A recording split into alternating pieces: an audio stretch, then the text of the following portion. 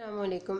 अच्छा जी, आज अब हम हमारे ग्लोकोमा का जो आखिरी टॉपिक है वो स्टार्ट करेंगे, that is surgical procedures in glaucoma. ठीक है, आपको ग्लोकोमा मैंने सारा का सारा पढ़ा दिया, उसकी हर चीज़। अब सिर्फ सर्जिकल प्रोसीजर्स जो मैं ऑलरेडी बीच में साथ साथ काफ़ी दफ़ा बता ही चुकी हूँ, उनको हम थोड़ा सा ज़रा एक दफ़ा ओवरव्यू लेंगे, और ताकि हमें पता चल जाए कि what we have to do in that particular type of glaucoma. ठीक है, और बहुत सिंपल है, इनमें कोई ऐसी मुश्किल बात नहीं, बस ज़रा ज़रा सा डिफरेंस है, वो आपने अपने जहन में रखना है। ठीक है, मैं बता दूंगी। सबसे पहला हमारा प्रोसीजर है जो हमारा ग्लोकोमा में आता है, दैट इज इरिडेक्टमी। पहले मैं आपको एक दफा वैसे इरिडेक्टमी है, गोनियोटमी है, trabeculotomy, trabeculectomy, non penetrating filtration surgery, artificial drainage shunt है, साइक्लोक्रायोथेरेपी है, और फिर साइक्लोडायलिसिस होता है, लेजर सर्जरी होती है, एंड देन एंटीमेटाबोलाइट्स होते हैं। तो ये आपके 10 है टोटल। अभी मैंने बाकी से लिखे कि फिर जगह जो है वो चली जाती है, तो I will tell you after these, और उसके साथ मैं आपको डायग्राम्स यानी पिक्चर्स भी दिखा दूंगी ताकि आपको बिल्कुल क्लियर हो जाए कि what is going on. First of all we have this इरिडेक्टमी।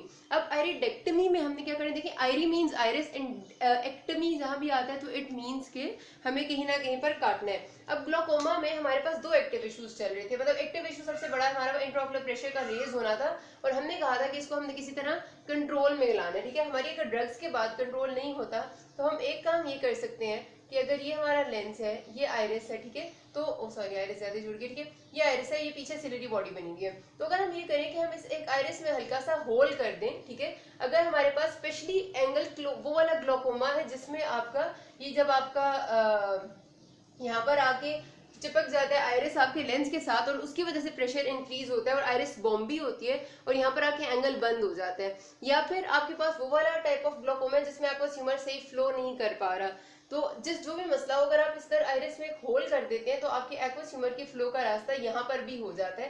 तो इसमें फिर ये फायदा होता है आपको कि अगर प्यूपिल की, हमने कहा था कि मिड डायलेशन ऑफ प्यूपिल में सबसे ज्यादा ग्लोकोमा के यानी इंट्राओकुलर प्रेशर के रेज होने के चांसेस होते हैं, क्योंकि उस वक्त आयरिस जाके लेंस के साथ लग जाता है। ठीक है, तो अगर हम बार बार फिर हम मिड डायलेशन ऑफ पीपल, तो कई बार हो जाती है, हम थोड़े से अंधेरे में जाते हैं तो पीपल मिड डायलेट हो जाता है, लेकिन अब उसके लिए जरूरी तो नहीं है ना कि हम पूरा टाइम रोशनी में रहें। तो उसके लिए हम ये करते हैं ऐसे पेशेंट्स में कि हम आयरिस में एक छोटा सा होल कर देते हैं। उसकी वजह से क्या होता है कि एक ऑल्टरनेटिव पाथवे मिल जाता है हमारे एक्वस ह्यूमर को to flow from posterior chamber into anterior chamber, और फिर वो जाके एंगल में ड्रेन हो जाता है। तो इस तरह से आपका पाथवे बनाने के लिए एक अच्छा प्रोसीजर है इरिडेक्टमी का। लेकिन इरिडेक्टमी जो है इसकी इंडिकेशन ये है कि ये आपका एक तो प्रोफाइलैक्टिक प्रोसीजर बहुत अच्छा है, लाइक अगर आपका अभी पूरा ग्लोकोमा डेवलप नहीं हुआ, लाइक आपका बहुत सेकेंडरी स्टेज पे नहीं चला गया, बहुत ज्यादा खराबी नहीं है, तो प्रोफाइलैक्टिकली ये थेरेपी बहुत ज्यादा अच्छी होती है। मैंने आपको जब प्राइमरी एंगल क्लोयर ग्लोकोमा पढ़ाया था तो उसमें मैंने आपको जगह जगह पर इरिडेक्टमी का नाम लिया था, बिकॉज वहां पर हम स्टेजेस के हिसाब से चलते हैं। तो उसमें अगर अर्ली स्टेजेस है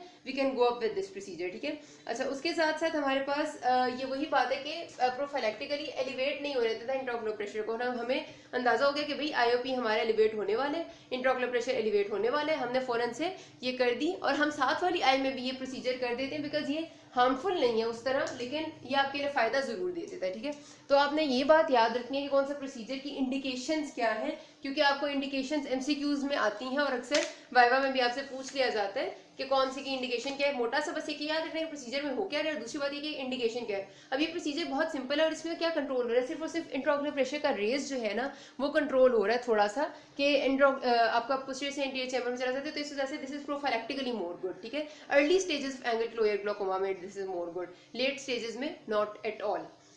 दूसरा हमारा प्रोसीजर है गोनियोटमी। अभी मैं दोनों की डायग्राम ना साथ ही दिखा देती हूँ। ठीक है, अच्छा गोनियोटमी है हमारे पास, आपको याद है मैंने पहले आपको गोनियोस्कोपी पढ़ाया था, तो आई हैव टोल्ड यू कि हमारे पास ऐसे करके ना इस तरफ आती हूँ कि यहाँ पर आपका जैसे लेंस है और ये आपका आइरिस है, ठीक है, और इसके ऊपर आपका ऐसे करके कॉर्निया है, ऐसे ही है। अच्छा कॉर्निया के ऊपर हम ऐसे करके एक लेंस रखा था हमने जिसको कहते हैं गोनियो लेंस, और गोनियो लेंस से we have check the width of our ये जो एंगल है इरिडोकॉर्नियल एंगल। ठीक है, अब अगर हम उस गोनियो लेंस की अंडर, मतलब वो गोनियो लेंस को सामने रखते हुए हमने अपने एंगल को ठीक करना है, एंगल कहीं ना कहीं से क्लोज है या थोड़ा सा तंग है, हमने उस एंगल को ठीक करना है under gonio lens. Gonio lens में देखते हुए हमने एंगल की सर्जरी करनी है, तो उसको हम गोनियोटमी कहते हैं।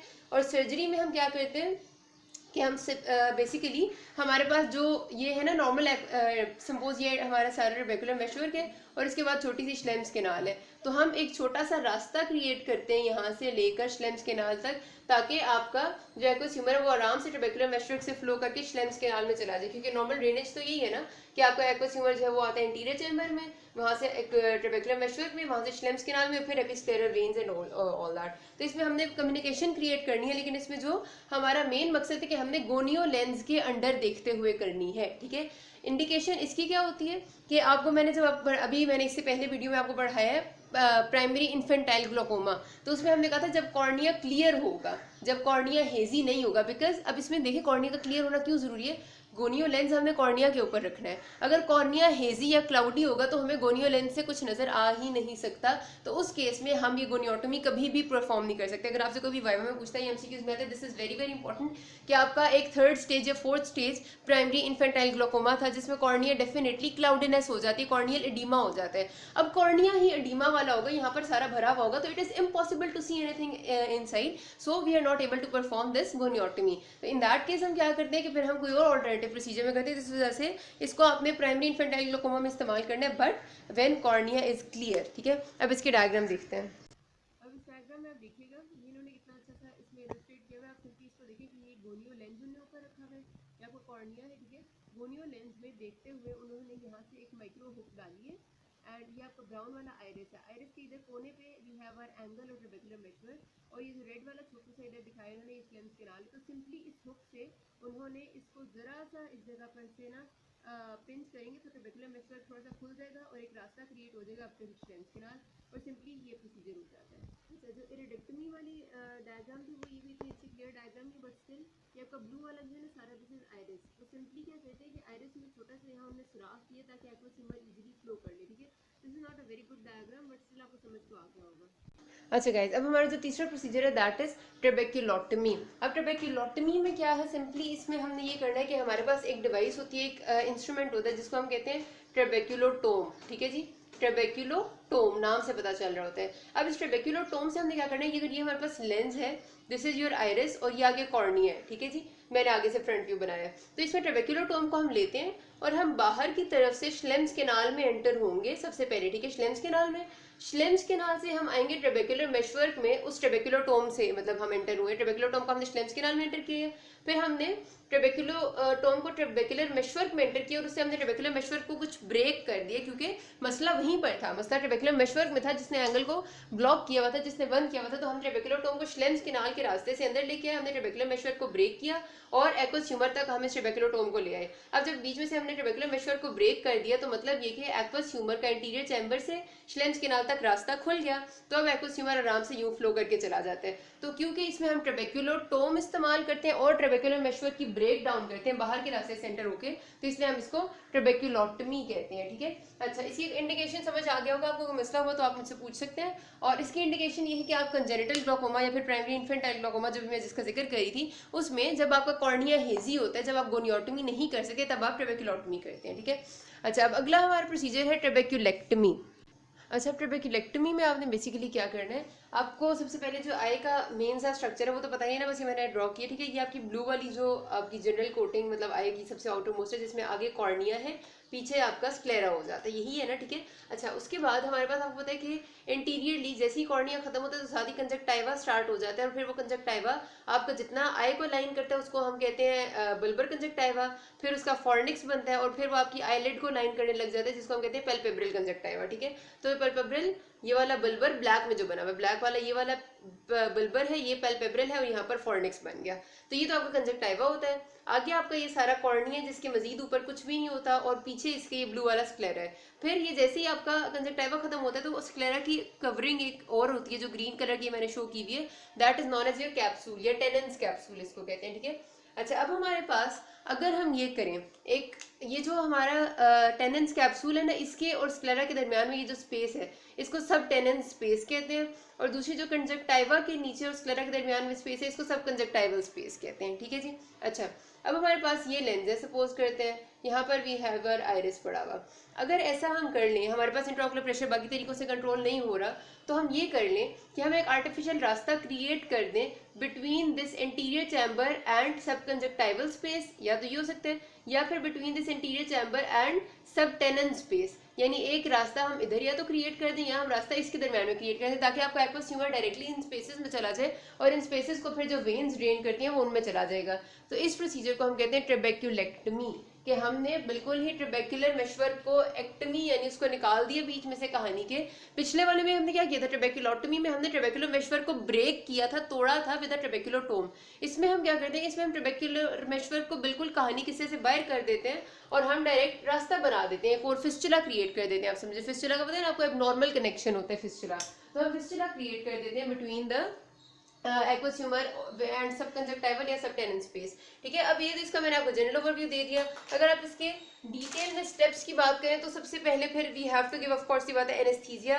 एनेस्थीसिया देने के बाद आप पूरा स्पेकुलम लगा के पूरा आपका ग्लोब आई को खुला कर लेंगे, सामने से आप देख रहे होंगे जब, तो उसके बाद आपने सबसे पहले काम ये करना है कि आई को एक सूचर दे देना आपने सुपीरियर रेक्टस पे ताकि मूव भी ना करे। ठीक है, फिर आप पहले ज़ाहिर है यहाँ पर कंजक्टाइवा, ये ब्लैक वाला कंजक्टाइवल फ्लैप को हड़ेंगे, फिर ये स्क्लेरा आ जाएगा, फिर ब्लू वाला जो है, फिर ब्लू वाला आप स्क्लेरल फ्लैप उठाएंगे।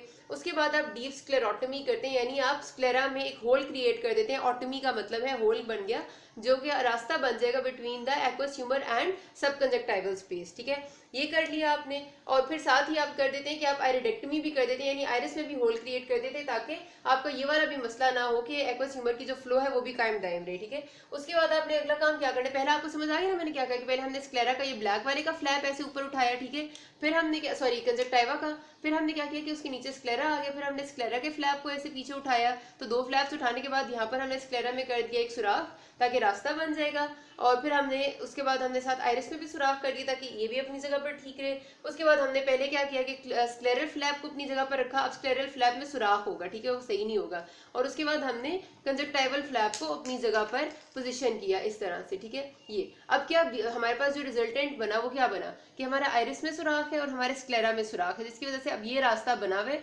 यहाँ पर एक्वस ह्यूमर होगा ड्रेन, यहाँ पर ड्रेन होगा तो यहाँ से चला जाएगा वो हमारी वेन्स के जरिए जो इस एरिया को ड्रेन करेंगे। ठीक है, और फिर टॉपिकल हम साइक्लोप्लीजिया दे देते हैं थोड़ा सा ताकि आपका वहाँ पर कोई स्पैज्म ना हो, और फिर पैड लगा के बैंडेज कर दी सिंपली। तो ये आपका बहुत सादा सा प्रोसीजर हो जाता है ट्रेबेक्युलेक्टमी का। अच्छा, अब ट्रेबेक्युलेक्टमी में जाहिर है हमने जब ये दोनों फ्लैप्स उठाए थे, पहले हमने कंजक्टाइवा का फ्लैप उठाया था फिर स्क्लेरा का, तो हम पहुंच गए थे इंटीरियर चैम्बर में। फिर इसमें हमारे पास प्रॉब्लम होती है कि इंटीरियर चैम्बर में पहुंचने की वजह से ना बहुत सारी कॉम्प्लिकेशंस आ सकती हैं, बिकॉज आप डायरेक्टली एक क्लोज्ड कैविटी को खोल रहे हैं। याद रखिएगा आपकी पूरी बॉडी में ना जितनी क्लोज्ड कैविटीज है, हमारी मैक्सिमम कोशिश होती है कि क्लोज कैविटी ना खोली जाए। सपोज आपकी जो जॉइंट की बात कर ले, नी जॉइंट है, आपका जॉइंट एक क्लोज कैविटी होती है ना, वो खुल जाए ना एक दफा तो उसके बाद उसकी कॉम्प्लिकेशंस बहुत ज्यादा होती हैं। तो इसमें हमने खोली है, हमारी क्लोज कैविटी थी एक्वस ह्यूमर, उसमें हम पहुंचे हैं पूरा, हमने बाकायदा मतलब खोलने से बोला था कि हमने उसके दोनों फ्लैप्स उखाड़ के उसको अपने सामने ले आए ना, ऐसा नहीं किया कि हम कोई इंस्ट्रूमेंट इंसर्ट किया, हमने फ्लैप्स ही उठा दिए। तो ये जरा सा खतरनाक बात होती है as regard to post op complications. तो उसके लिए एक और प्रोसीजर होता है उसके बजाय करने के लिए, that is non penetrating filtration surgery, जो मैं नेक्स्ट पार्ट में बताऊंगी। अभी तक कोई भी मसला हुआ ये can ask me. Thank you.